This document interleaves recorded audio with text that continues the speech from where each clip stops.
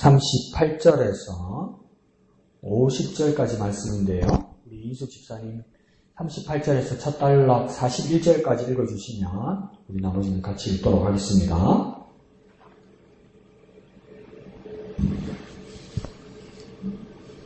요한이 예수께 여짜오되 선생님, 우리를 따르지 않는 어떤 자가 주의 이름으로 귀신을 내쫓는 것을 우리가 보고 우리를 따르지 아니하므로 검하여나이다. 예수께서 이르시되 금하지 말라. 내 이름을 위탁하여 능한 일을 행하고 즉시로 나를 비방할 자가 없느니라.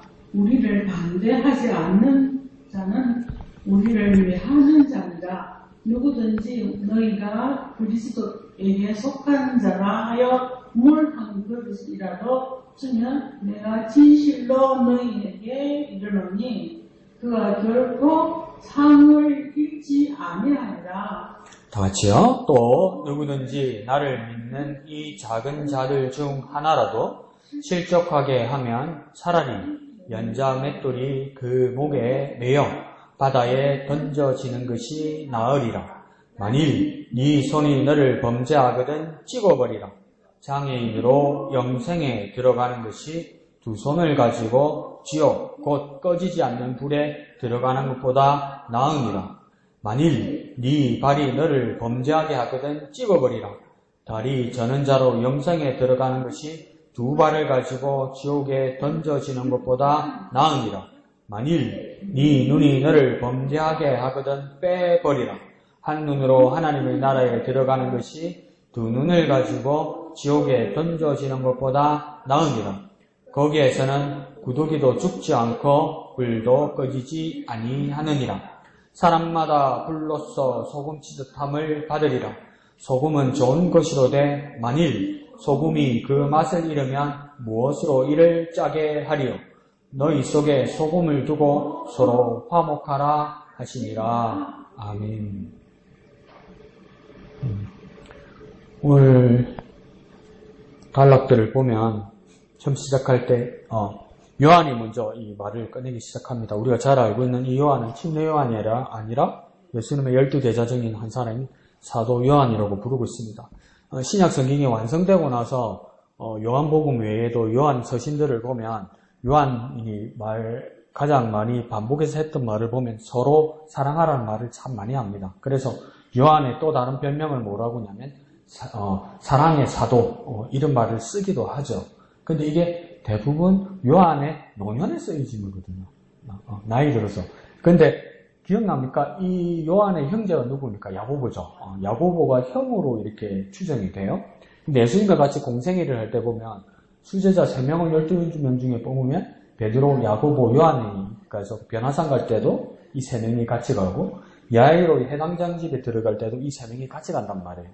그래서 이 사람들이 수제자이기도 한데 이 사랑의 사도라고 요한이 부르지만 성경에서는 이 요한과 야고보의 또 다른 별명이 있습니다. 별명. 좋은 뜻이 아니었어요. 기억나십니까? 보아너게라고 들어본 적 있습니까? 아니요, 처음 들었는데 이러지 말고 복음서에 나오잖아요. 이 보아너게라는 뜻이 뭐냐면 우레의 아들이다 이 말이죠. 이게 뭡니까? 번개.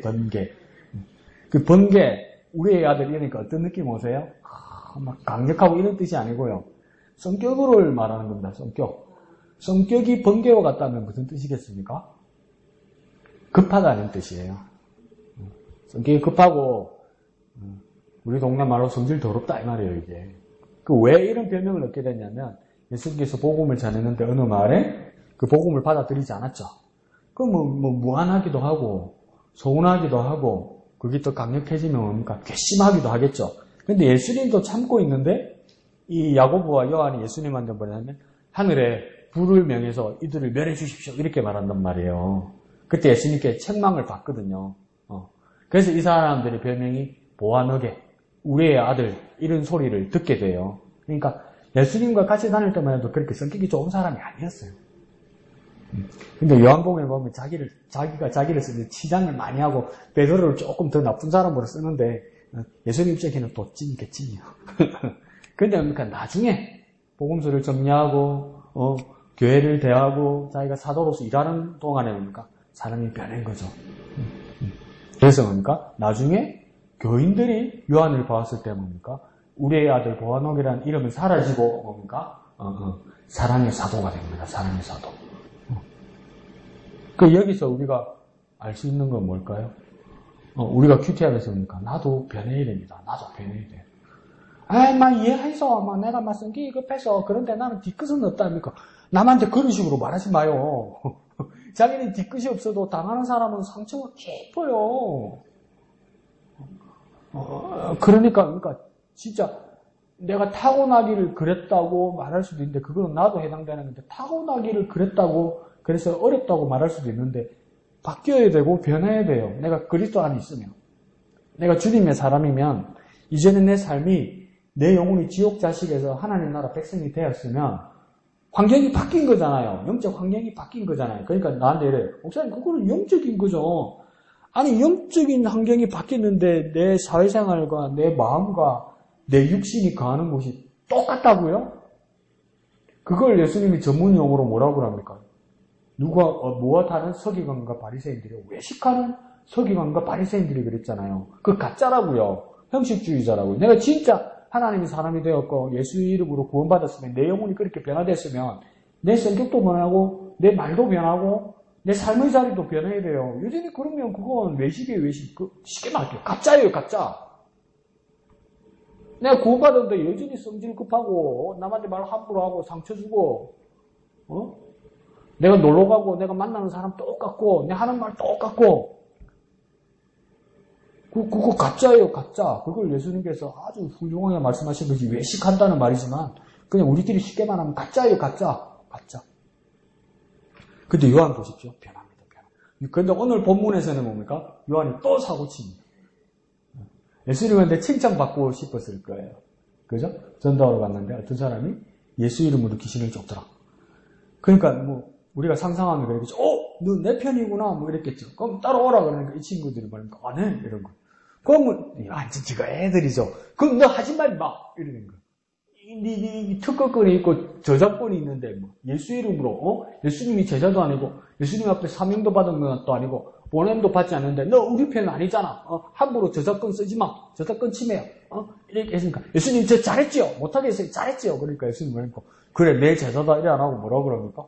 놔둬야지 이러잖아요. 내비둬야지. 그러니까 예수님이 생각하는 편하고 제자들이 생각하는 편이 달랐어요. 이 우리란 말이 전반부 상당히 많이 반복되거든요. 그러니까 가만히 나를 생각해보니까 요한이 말하는 우리하고 예수님이 말씀하시는 우리하고 달라요. 요한이 말하는 우리는 아주 좁아요. 좁아요. 내 안에 딱 들어있고 어떨 때는 요한이 뭡니까? 수가 틀리면 믿음이 없고 또 믿음 우리도요. 우리 이러잖아요. 근데 이게 우리가 믿음이 떨어지면요. 어떤 경우가 오냐면요. 교회 안에서도 우리가 엄청 좁아지면 예수님도 하나님도 제끼는 우리가 돼요. 그러니까 이 요한도 어떻게 합니까? 요한이 말하는 우리와 그러니까 우리 예수님께 사명을 받은 특별한 멤버십을 가진 우리 안에 들어오지 않는 사람이라고 해요. 근데 예수님의 우리는 그러니까 넓죠. 내 이름으로 일하는 사람이 모두 우리라고 이야기하는 거예요. 나중에 황당합니다. 근데 여러분 지금도 그렇게 상상하지 않습니까? 예수 이름으로 귀신을 쫓는다면 이거는 대단한 은사고 대단한 능력이라고 오늘날 교회에서도 얘기할 거예요. 그래서 우리 어떻게 상상합니까? 아무나 할 수 없는 거라고 생각할 거예요. 누가 특별히 은사받은 그 누구만 할 수 있는 거라고 믿을 거예요. 근데 예수님 나중에 어떻습니까? 다른 사람이 볼 때는 평가절하시킵니다.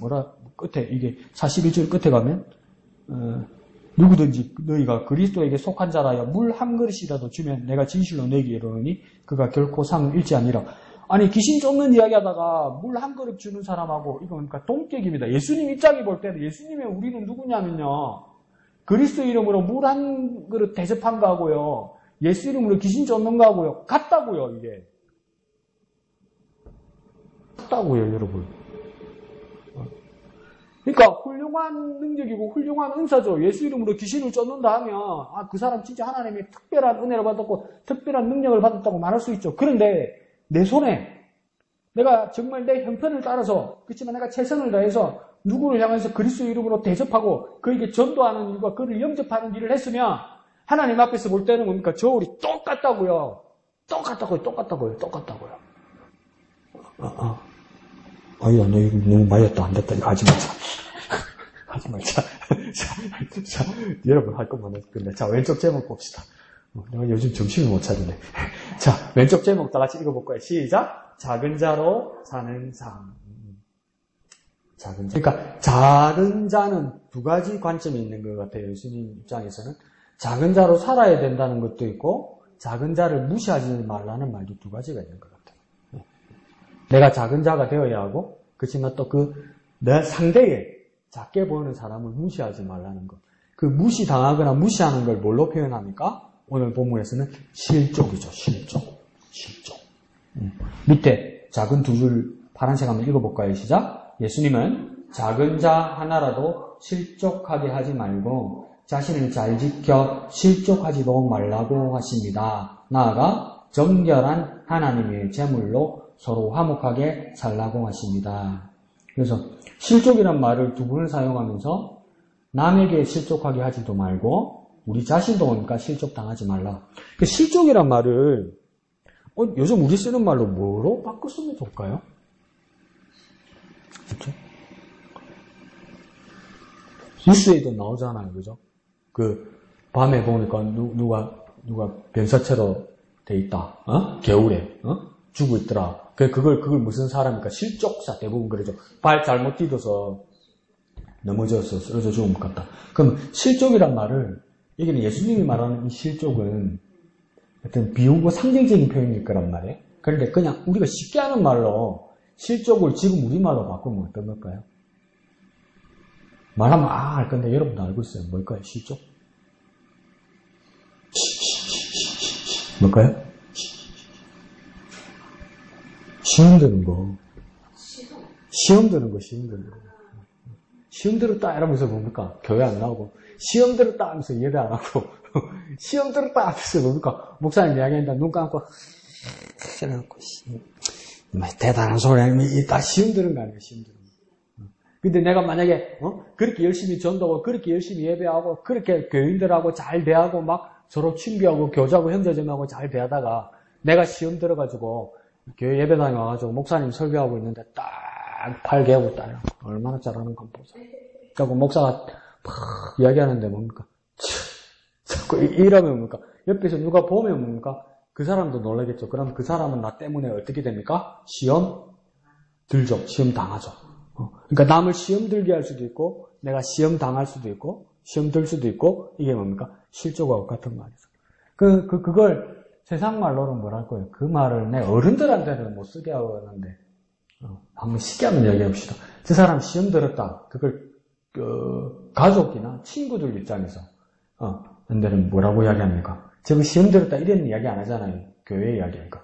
우리 남편, 우리 부인, 우리 아들, 우리 엄마 시험 들었다. 이걸 가정에서는 뭐라 합니까? 저거 삐지네. 이러잖아요. 저거 삐기네. 이러잖아요. 그거예요, 그거. 그럼, 또 더 생각해보면 실족이라는 겁니까? 마음 상하거나 마음 상하게 하는 거. 마음이 상하거나 마음을 상하게 하는 거.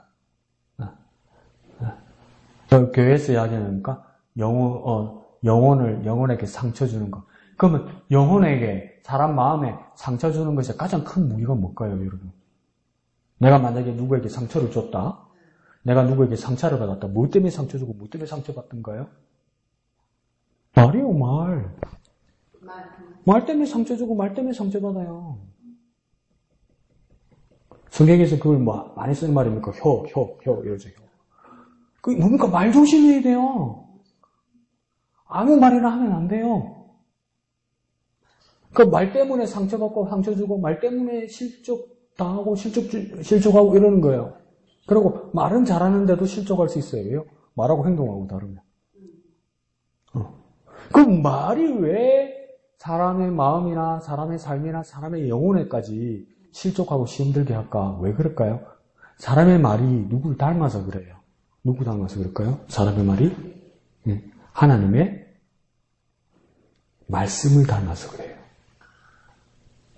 하나님이 말씀으로 천지를 창조하시고 말씀이 육신이 되시고 말씀으로 우리 영혼에 구원을 주시고 말씀으로 역사하신단 말이에요.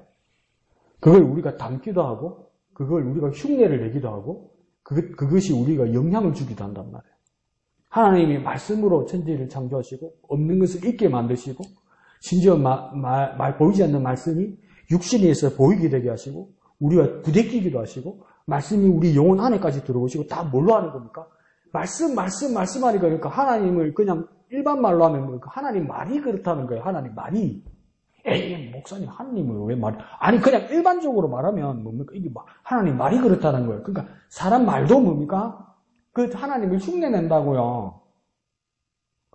그러니까 조심하고 잘해야 돼요, 이거. 구원받은 사람이 말이 그렇게 막 나가면 안 되는 거예요. 이렇게 하면 안 되겠네. 이렇게 해야 되겠네. 나한테 말이 되겠네. 진짜 이거, 목사님 타고났기를 그런데 뭐 성격이 그런지 아니요. 요한 바뀌었다고 그랬잖아요. 요한 바뀌잖아요. 이거하고 다르게 나중에. 요한 서신서 한번 읽어보세요. 그 사람이 그 사람이라고 이래요. 나중에 보면. 아니 이거 말했던 사람이 요한 서신서를 썼다고 진짜로? 예. 이렇게 예수님께서 아주 중요한 말 하는 거죠. 실족당하게 하지도 말고 실족하지도 말고. 그러니까 남에게 상처 주는 말도 하지 않아야 되지만 그 다음 이제 심리학적으로 말할 때도 뭡니까? 자존감이 있어야 돼요. 내 자존감. 그러니까 진짜 상처 주려고 말 안 했는데 말 막 이상하게 알아듣는 사람들 있죠. 집사님 오늘 얼굴 발베스름하게 예쁘다. 그러니까, 와 내가 아파서 오늘 피곤해서 그런데 니 널리나 이렇게 듣는 사람 있잖아요. 왜 이리 예쁘노 그런데 와 내가 늙었다고 널리나 이런 사람 있잖아요. 자존감이 낮아서 그렇거든요. 근데 예수님이 말할 때는 뭡니까?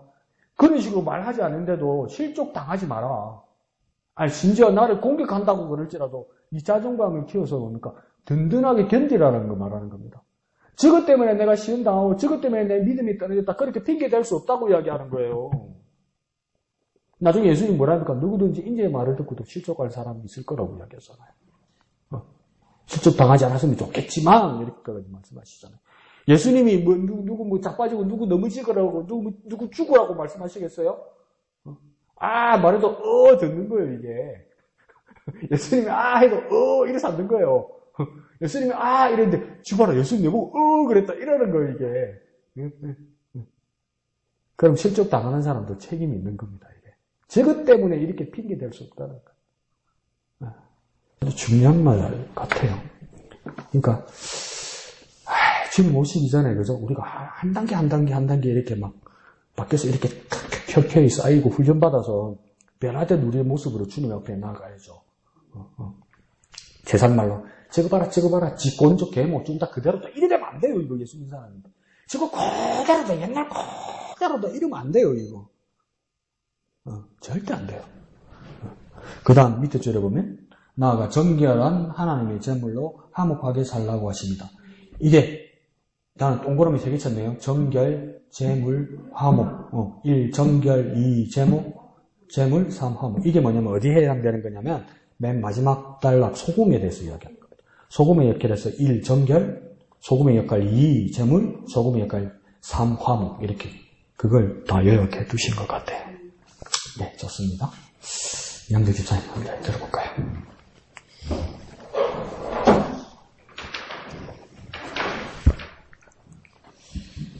네, 오늘은 아침 이렇게 말씀을 보면서 기도로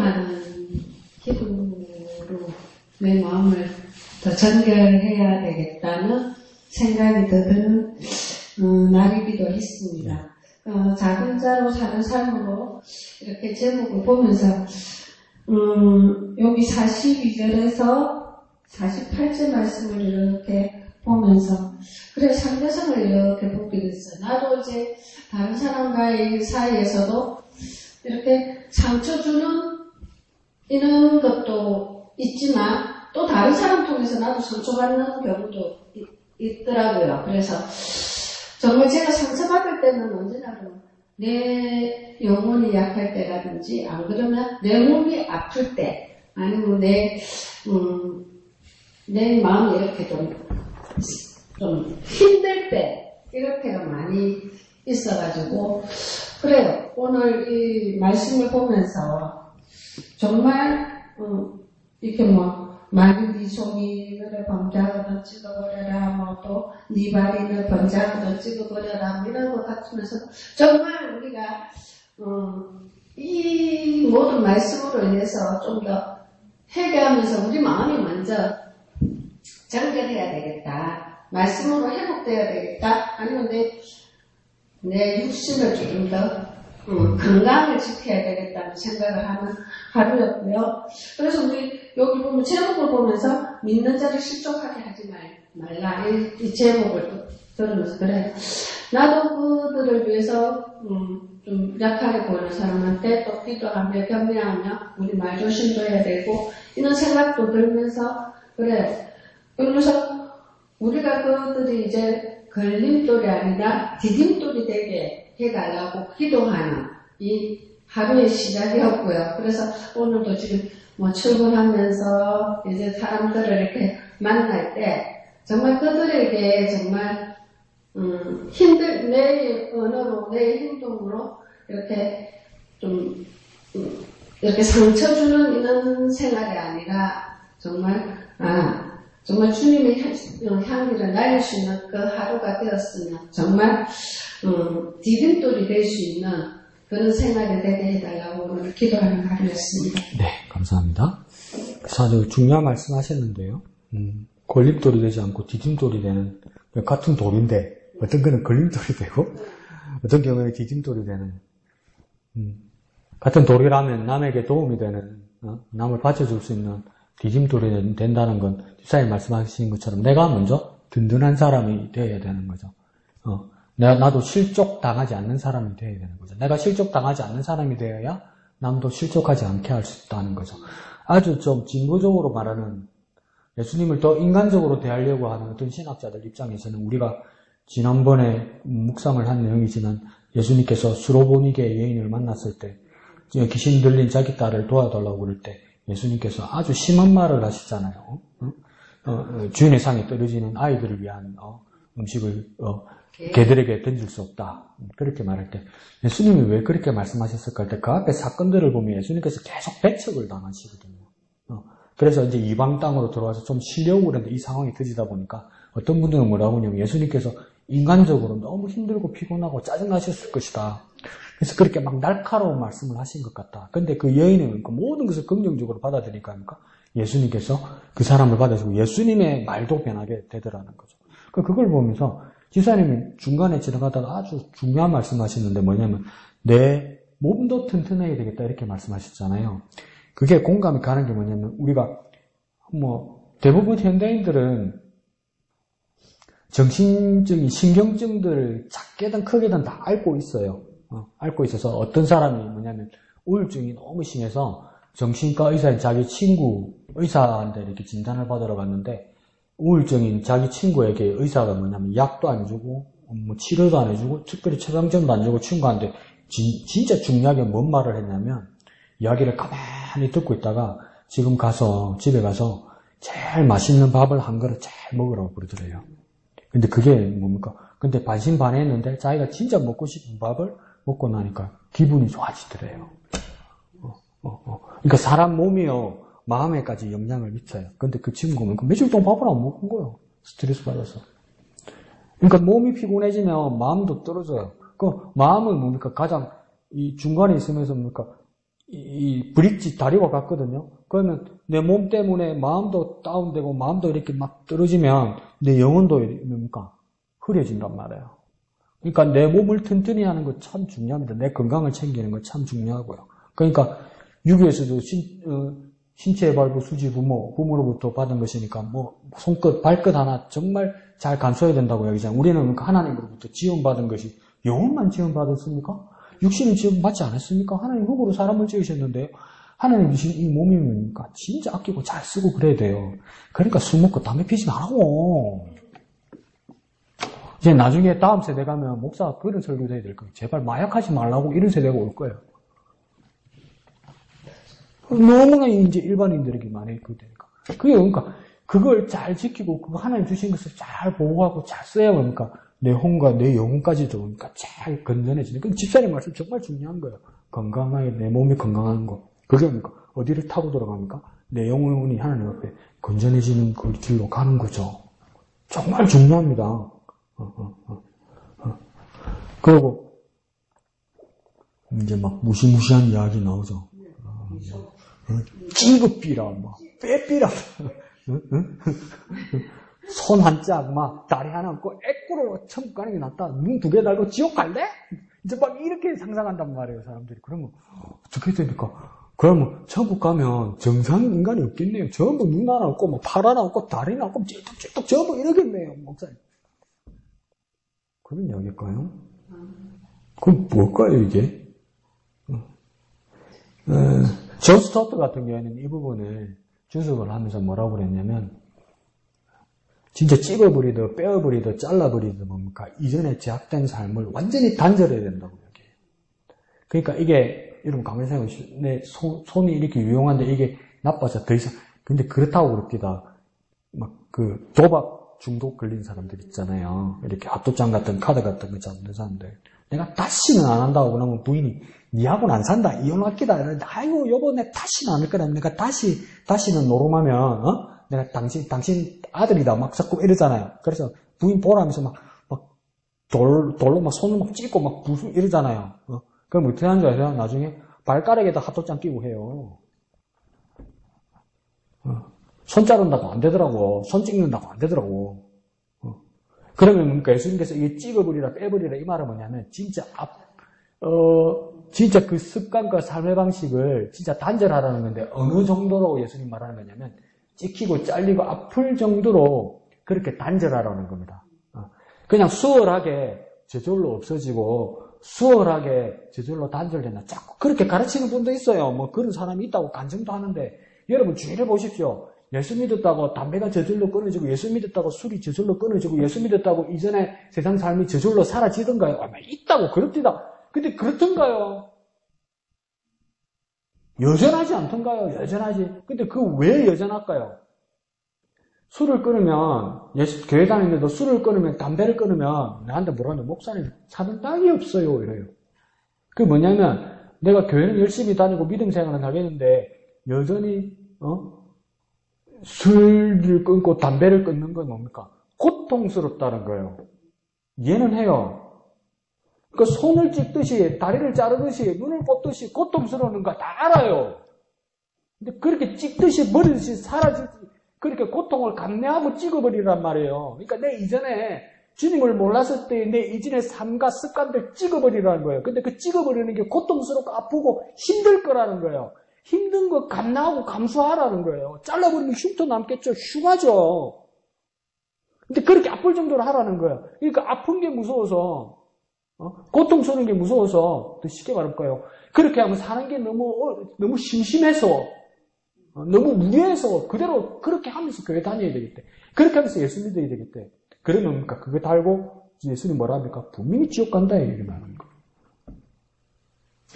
손을 찢고 다리를 찢고 그거 중요한 게 아니고요. 그걸 단절하지 못하면요. 근데 결과는 분명하다는 거예요. 지옥은 상징이 아니에요. 이 보세요. 뭐라고 합니까? 두 눈을 가지고 지옥에 던져지는 것보다 나은 이라 그러잖아요. 지옥은 상징이 아니에요. 진짜예요, 진짜. 그래서 예수님 무섭게 뭐라고 하니까 48절에 거기 어딘데요? 지옥이잖아요. 지옥에는 구더기도 죽지 않고 불도 꺼지지 않느니라. 진짜 있다고 그러잖아요. 그러니까 내 이전의 삶을 손 자르듯이, 다리 자르듯이, 눈 뽑듯이 뽑지 않고 그대로 살고 있으면 뭡니까? 그거 달고 어디 간다고요? 그러니까 그 단다는 게 뭡니까? 손이나 발이나 눈이 아니라 그 이전에 예수 믿기 전의 삶, 그 나쁜 습관, 제약된 습관, 그대로 그걸 뭡니까? 그게 증거로 그걸 내 몸에 달고 어디로 간다는 겁니까? 지옥으로 간단 말이에요. 근데 예수를 믿었는데 그대로라. 근데 이 결과를 보면 선생님 뭐라고 합니까? 그 예수 믿은 거 가짜라고 이야기하는 거예요. 분명하게 내 말씀드립니다. 그거 가짜예요, 그거. 난 모르지. 누구 지옥 갈 천국. 난 몰라. 난 몰라. 저 마산에 어느 교회 가니까 자기는 만날 보인다, 어느 목사. 오늘은 가고 내일은 저기 가는 자꾸 뭐 이러다 그러니까 교인들이 무서워가지고 그럼 그 교인들 교회 안 올 것 같죠? 무서워서 진짜 많이 옵니다. 그래가지고 교인 모아서 뭐 하겠습니까? 그래서 내가 분명히 말씀드릴게요. 난 몰라요. 난 몰라요. 정말 다행이죠? 난 몰라요. 내가 어떻게 알아요? 근데 그러니까 내가 정말 이전에 세상에 살면서 그러니까 세상과 친구하고 세상에 버시고 거짓이라비 마귀와 우리는 살았잖아요. 예수님 모를 때. 근데 예수님 때문에 구원받고 예수님 우리 대신 나여 주고 그러니까 이 세상의 삶과 마귀의 삶에서 떨어져 나왔잖아요. 떨어져 예수님께 붙었잖아요. 그러니까 세상에서 떨어져 나올 때 얼마나 아팠겠어요. 여러분 세상하고 나하고 딱 붙어 있으니까 오른쪽 팔은 세상이고 왼쪽 팔은 하나님 뜻이라. 그러면 이게 뭡니까? 여기서 안 나죠. 그러니까 어떻게 뭐 잘라서 얼마나 아프겠어. 희생과 고통을 감내하면서 그러니까 주님께로 왔다잖아요. 근데 그게 미련이 있어서 안 나오면 그러니까 여기서 나와버린다고요. 하나님 손에서 나와버리면 어디로 끌리고 가겠습니까? 분명히 이야기하잖아요. 지옥에 던져지는 거라고. 왜 이렇게까지 내가 심하게 말합니까? 변해야 된다고요. 변해야 된다고요. 이름은 일단 변했잖아요. 예수의 사람이라고. 하나님의 자녀라고. 그럼 이름값 해야지. 이름은 예수의 사람인데 하는 건 세상의 사람이면 안 되잖아요. 이름값 해야지. 성경에 보면 좀 신기하지 않습니까? 성경에 그 이름들 보면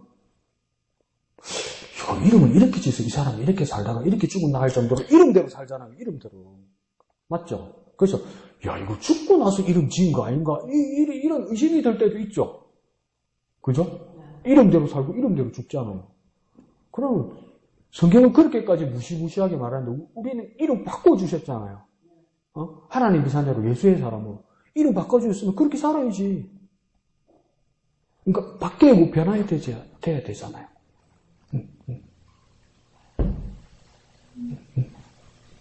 이 성경에 지옥이란 단어가 거의 안 나와요. 몇 개 안 나와요.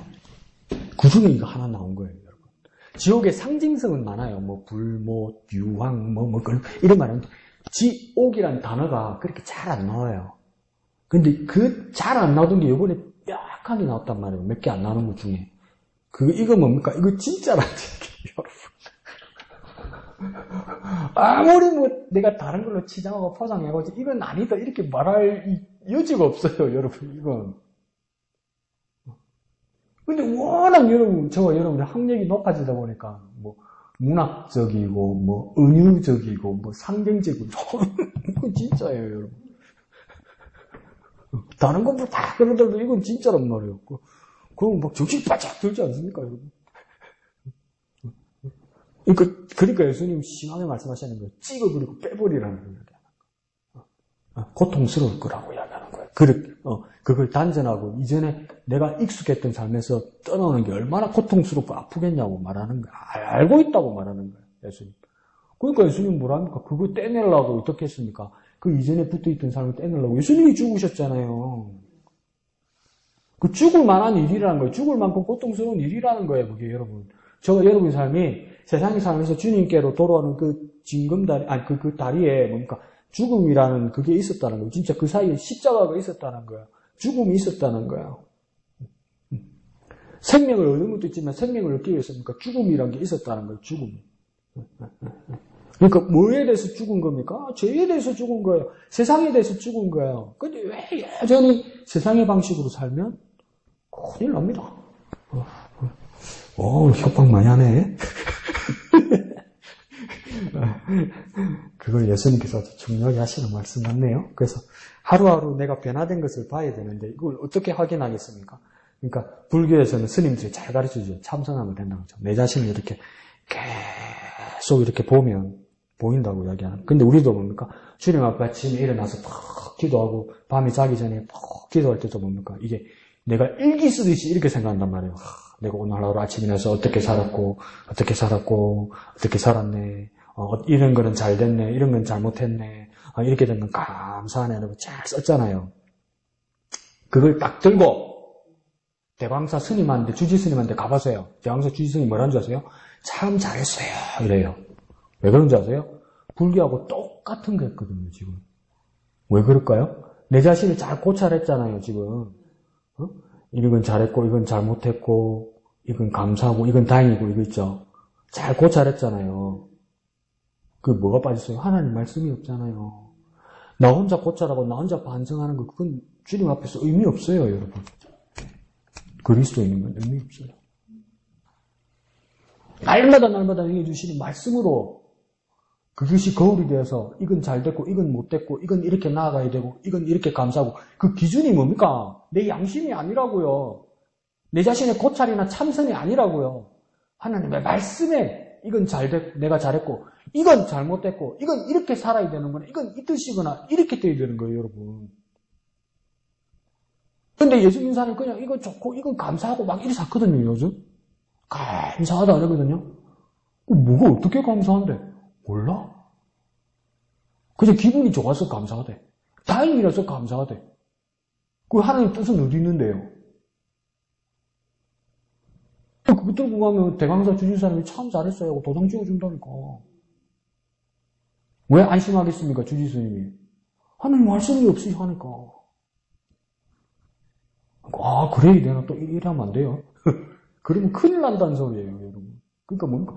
매일 하나님 말씀에 나를 비춰봐야 돼요.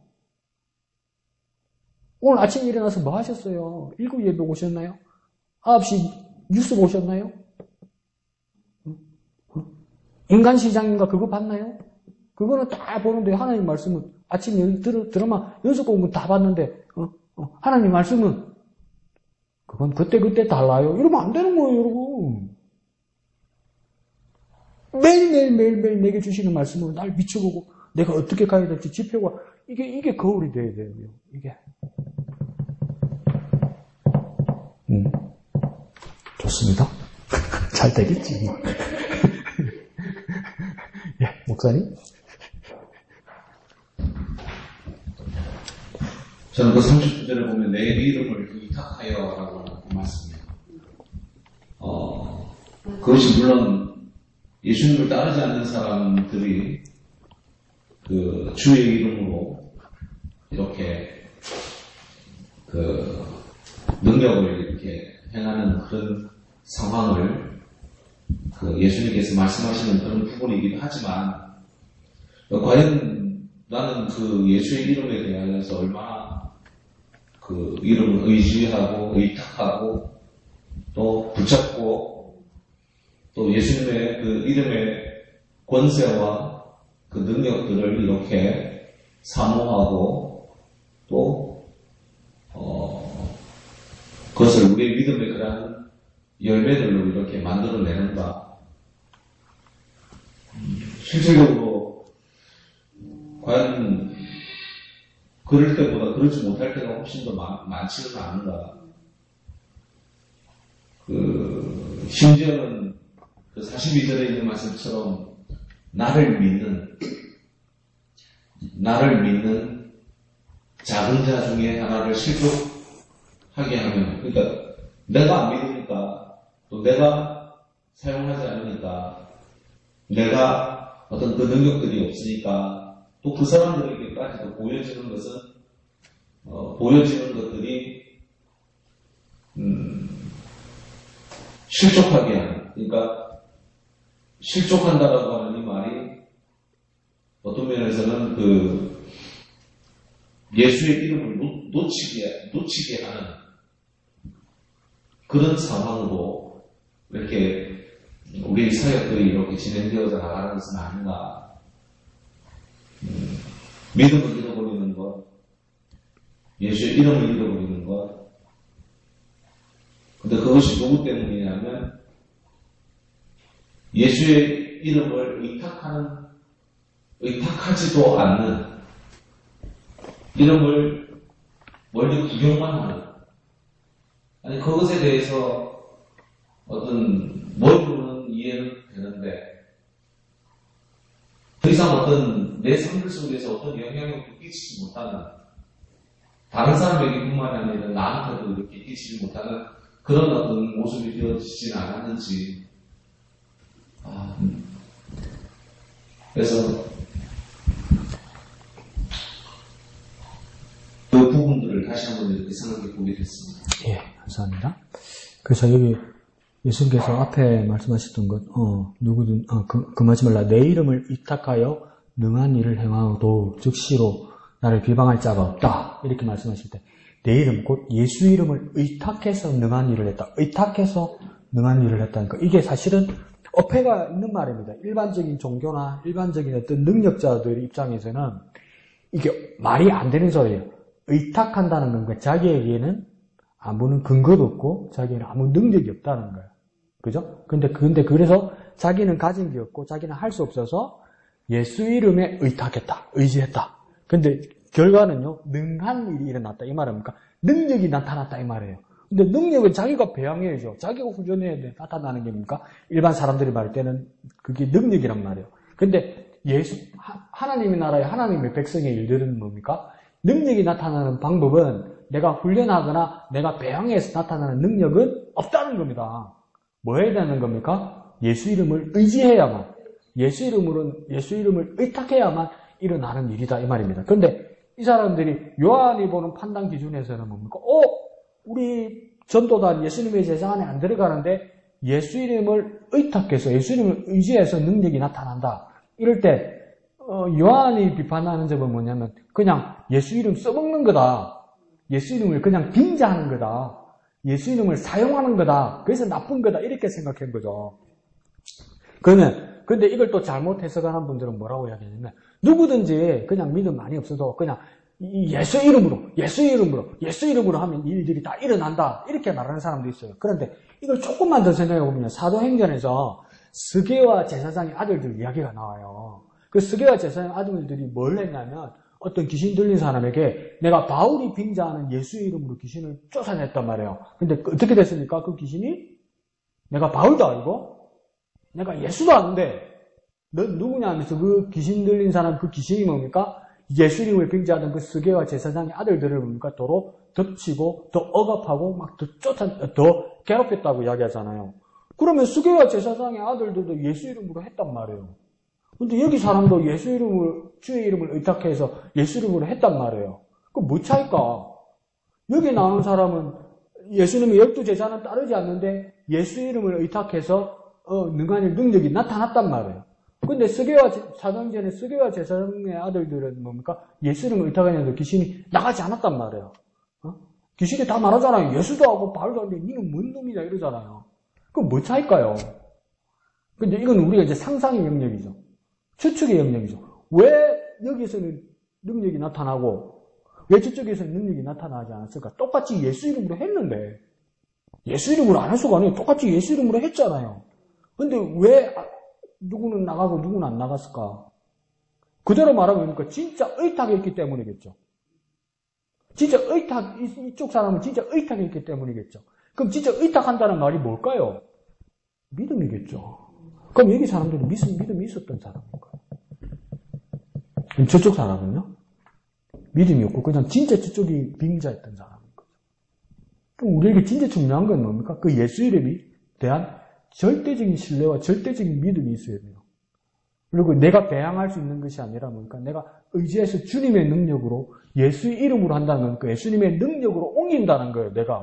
내가 훈련하고 내가 배양하고 내가 내공을 쌓아서 내가 귀신을 쫓는 게 아니란 말이에요. 그 위대하시고 절대적이신 예수님의 이름은 뭡니까? 예수님의 능력이라, 곧 능력이라 해서 그걸 옮겨드리는 일을 하는 거란 말이에요. 그러니까 절대적인 자기가 그러니까 겸손과 주님을 의지함이 있어야 되죠. 그러니까 의탁했다고. 이 말은 진짜 의탁했다는 이야기입니다. 근데 저쪽에 스게와 제사장 아들들은 뭡니까? 진짜 빙자했다는 이야기예요. 그런 면에서 우리가 능력의 삶을 살고 정말 예수의 사람이 되는 방법이 뭐냐? 진짜 말 그대로 예수 이름인 것 같아요. 예수 이름. 그 예수 이름은 뭡니까? 절대적으로 의지하는 모습. 우리의 나약하고 연약함을 인정하고 절대적으로 예수님을 의지하는 모습. 그러니까 어떨 때는요. 더 나쁘게 말하면 바울의 말이 조금 이해가 가요. 제가 있는 곳에 은혜가 더하다 이렇게 얘기했잖아요. 바울이 로마서에서. 제가 있는 곳에 은혜가 더 있더라. 그렇다고 우리가 일부러 죄를 더 지을 수 있느냐? 그럴 수는 없는 일이라 했잖아요. 그게 무슨 말일까? 우리 마가복음을 계속 큐티를 하다 보면 12해 동안 혈류증을 앓던 여인이 있었어요. 그 여인은 뭘 배양했겠어요? 그 여인은 무슨 훈련을 했겠어요? 그 여인은 무슨 기도를 해서 내공을 쌓았겠어요? 근데 왜 나왔어요? 아무것도 없고 아무것도 할 수 없으니까 믿음밖에 없잖아요. 진짜 의탁한 것밖에 없어요. 진짜 실험을 해봤단 말이에요. 의사도 만나보고 돈도 써보고 오만 거 다 했단 말이에요. 다 안 됐다고 그랬잖아요. 그러니까 진짜 다른 거 안 되더라고요. 그러니까 남은 거는 예수님 한 분밖에 없는 거예요. 나는 자기는 진짜 경험으로 느꼈어요. 12년 동안. 나는 아무것도 아니고 의사도 아무것도 아니고 어떤 약도 아무것도 없다. 나한테 이제 아무것도 없다. 그러니까 뭐만 남았습니까? 나는 예수님밖에 없다. 이렇게 돼버린 거 아니에요, 이제. 그러니까 가장 연약하기 때문에 모든 것을 예수님을 의지한 거 아니에요. 그러면 저와 여러분이 가지고 그걸 말하면 못했나? 저와 여러분이 가지고 있는 건강, 행복, 가족, 배경, 얼마 없지만 돈, 이것들 있잖아요. 이것 때문에 내가 예수님을 믿는 믿음을 방해하는 수도 있단 말이에요. 그 목사님 돈 어떡하라고. 목사님 그건 어떡하라고. 아니, 진짜 주님 앞에서 이거 정말 가치 없는 거라고 생각하고, 그러니까 주님을 전폭적으로 의지할 수 있을 때. 그러니까 이 여인이 뭡니까? 낫잖아요. 예수님 와서 여기다 머리에 안수해 주시고 40일 금식 기도하고 난 후에 내 기도 주세요. 이랬어요? 살짝 가가지고 옷자락 만졌는데 낫잖아요. 내가 배운 게 많고, 내가 생각하는 게 많고, 내가 가진 게 많고, 내가 체면이 많으면요, 옷자락 못 만져요. 어떡하겠습니까? 예수님 가는 길을 막겠지. 그러고 이거 해결해주고 가라고 까불겠지. 응? 지가 뭐가 있는 것처럼 자존심 세우겠지. 그럼 안 나아요, 여러분. 왜 안 나을까요? 예수님을 100% 의탁 안 하니까. 안 하니까 안 나아요. 내가 왜 안 고쳐질까? 내가 왜 변하지 않을까? 예수님 앞에 자존심이 있기 때문에 그래요. 자존심이 있기 때문에 그래요. 예수님 아니면 안 된다는 그 절대적인 그 절박한 상황이 아닌 거예요, 여러분. 그리고 예수님, 요한이 이 사람들을 미워했지만 뭡니까? 진짜 예수님이 지적한 것처럼 내 이름으로 예수 이름으로 의탁하여 이 능력이 나타났단 말이에요. 그러면 이게 어떻게 남이냐, 예수님이 이렇게 말하는 거죠. 그리고 이거 정말 예수님께서 우리에게도 오늘 말하는 겁니다. 우리는 그러지 않지만 어떤 교회는 뭡니까? 목사님 분리하고 교인들이 목사님 외모기 뭡니까? 다 찍습니다. 저거 신천지다 이러고 있어요. 그리고 뭡니까? 낯선 사람 오면 저거 이상한데 신천지 아닌가 이런단 말이에요. 그리고 내 마음에 안 들면 저거 신천지 아닌가 이런단 말이에요. 저거 이당 아닌가 이런단 말이에요. 근데 예수님 뭐랍니까? 그러지 마라 이 말이에요. 다 자꾸 포용하려고 해요. 포용하려고. 더 받아들이려고 하고. 더 함께 하려고 하고. 그러니까 이 전체가요. 첫 번째 단락에서 반대하지 않는 자는 우리를 위하는 자다. 두 번째 단락에서는요. 믿는 자를 실족하게 하지 말라. 세 번째는요. 서로 화목하라 이 말이잖아요. 그런데 왼쪽 부분에는 작은 자로 사는 삶이지만 이 세 가지 단락을 하나로 묶는 다른 제목을 제가 생각해 봤어요. 이게 뭐냐면 하나예요. 하나. 자꾸 잘라내지 말고 자꾸 배척하지 말라는 말이에요. 예수님 말은. 자꾸 경계하지 말라는 말이에요. 사람을 경계하지 말라는 말이에요. 사람 자꾸 경계하면 적개심 생깁니다. 저거는 내 마음에 안 들고 별로인데. 그렇게 하다가 나중에 적개심 생깁니다. 서로. 그러니까 한민족이 38선 갈려가지고 적이 돼버렸잖아요. 남의 민족도 아니고 둘 다 한민족이잖아요. 북쪽이고 남쪽이고. 38선 끊었고 경계를 하게 되다 보니까 적개심을 가지고 그러니까 이거 아직도 싸우잖아요. 우리 주적이 누구냐 이러고 있잖아요. 주적이 누구냐고. 우리 주적이 누구냐고. 우리 주적이 누구냐고. 우리 주적이 누굽니까? 그 뭐라 합니까? 전부 우리 북한 계리도당이라고 이야기하잖아요. 근데 그 북한 계리도당이 사실은 원래 누굽니까? 우리가 한 형제 자매잖아요. 자꾸 경계심 가지고 자꾸 배척하다 보니까 그러니까 적개심이 가지고 적이 돼버리고 죽여야 할 자가 돼버린 거란 말이에요. 근데 예수님은 그러지 마라. 또 밑에다 쓰시죠. 강우경 빨갱이 또 이랬어요.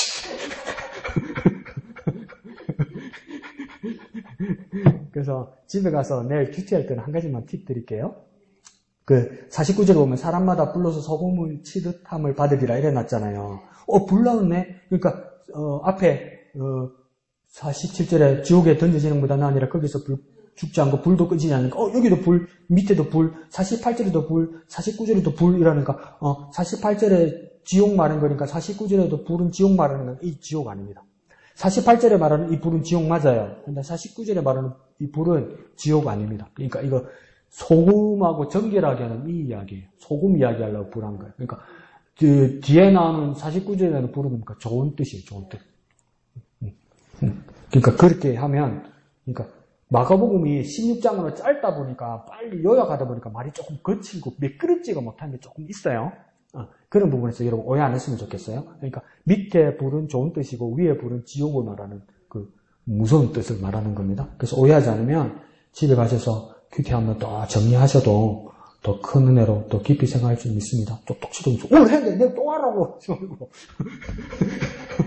내 삶을 7일분이잖아요 이거. 그러니까 또 여러분 개인 큐티 하셔서 크신 은혜 누리시기를 예수님 이름으로 축복합니다. 그러니까 전체로 정말 그리스도 안에서 하나 되는 놀라운 일들, 변화된 삶을 사는 저와 여러분 되시기를 거룩하신 예수님의 이름으로 축복드립니다. 시간 다 같이 찬송하신 후에 기도하고 마치도록 하겠습니다. 1절만 찬송하겠습니다.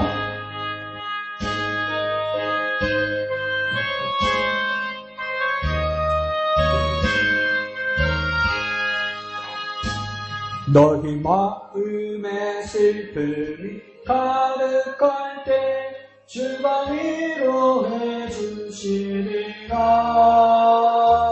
아침 해같이 빛나는 마음으로 나 십자가 지고 가라. 참 기쁜 마음으로 십자가 지고 가라. 네가 기쁘게 십자가 지고 가면 슬픈 마음이 위로받네. 거룩하신 아버지 하나님 은혜를 참으로 감사합니다. 오늘 주신 말씀 따라 우리가 잘 살아낼 수 있도록 하나님의 뜻에 합당한 삶을 살아낼 수 있도록 주님 축복하여 주옵소서. 내가 남을 실족하지 않게 하게 하시고 나 또한 실족당하지 않도록 몸과 영혼과 혼이 온전히 또한 거룩해지시고 건강해질 수 있도록 주님 도와주시옵소서. 남들에게 걸림돌이 아니라 디딤돌이 될 수 있는 굳건한 반석 위에 믿음 위에 세워진 우리들이 될 수 있도록 주님 역사하여 주시옵소서. 예수 이름 의지하여 능력이 나타나는 것을 깨달았던 것처럼 그 모습 따라 누구 하나라도 그들에게 실족하지 않는 우리의 믿음의 모습을 나타나게 하여 주시옵소서. 예수 이름을 온전히 의탁하여 그 능력이 나타남으로 말미암아 겉과 속이 다르거나 그러면 삶의 실제의 모습으로 누구를 실망시키는 우리가 아니라 믿음 위에 굳건한 믿음 위에 모범이 되는 우리가 될 수 있도록 빛과 소금이 되는 우리가 될 수 있도록 기감이 되는 우리가 될 수 있도록 하나님의 영광을 나타내는 우리가 될 수 있도록 서로 하나 되고 화목될 수 있는 우리 목양의 모든 지체들이 될 수 있도록 주님 축복하여 주시옵소서. 모든 것을 감사드리며 거룩하신 예수님의 이름으로 간절히 기도하옵나이다. 아멘. 하늘에 계신 우리 아버지의 이름을 거룩하게 하시며 아버지의 나라가 오게 하시며 아버지의 뜻이 하늘에서와 같이 땅에서도 이루어지게 하소서. 오늘 우리에게 일용할 양식을 주시고 우리가 우리에게 잘못한 사람을 용서하여 준 것 같이 우리 죄를 용서하여 주시고 우리를 시험에 빠지지 않게 하시고 악에서 구하소서. 나라와 권능과 영광이 영원히 아버지의 것입니다. 아멘. 주님 감사합니다.